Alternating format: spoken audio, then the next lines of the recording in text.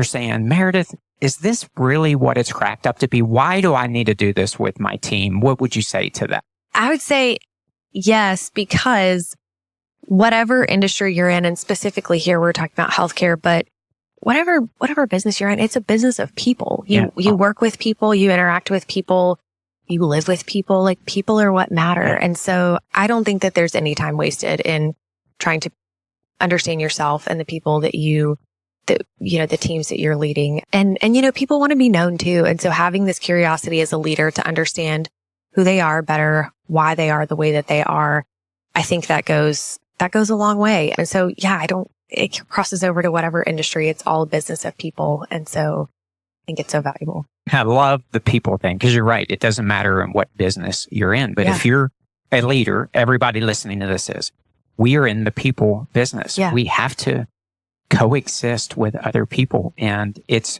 a great thing. It's a stressful thing at times, and any tool that we can have to make us better, I'm a fan of. Yeah. And truly, I'm a fan. And you're writing, I know it took a lot of time to write that book, but I appreciate it. I know the audience will too, and definitely being able to check that out. So I wanted to ask you, for those that are starting, the EMS leaders that are going to start with their team, say, hey, we want to do this assessment.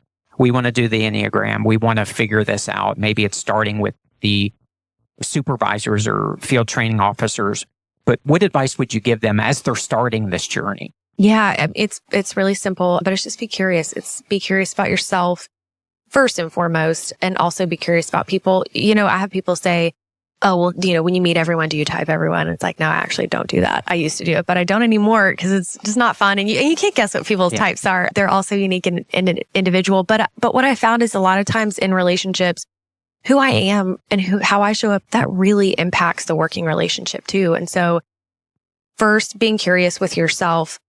Again, why am I like this? Why do I show up? And being open to, there's some things that affect us generationally. Yes, there's things about, well, I was raised this way, or I grew up in the EMS days when we did this or that. Yes, that all shapes who you are, but being really curious about what motivates me. What am I really afraid of in life? What's kind of my core fear?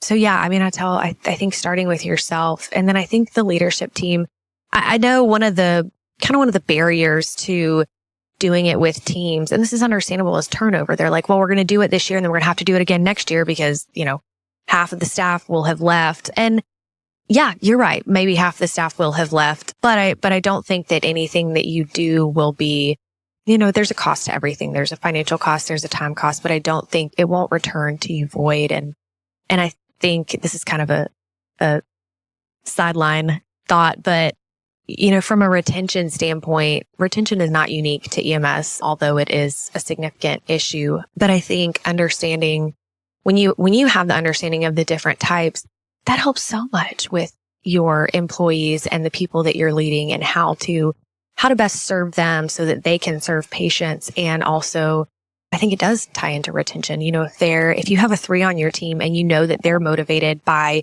being valuable and being successful, then train them up, find a way for them to be, an FTO or to be in some kind of leadership role.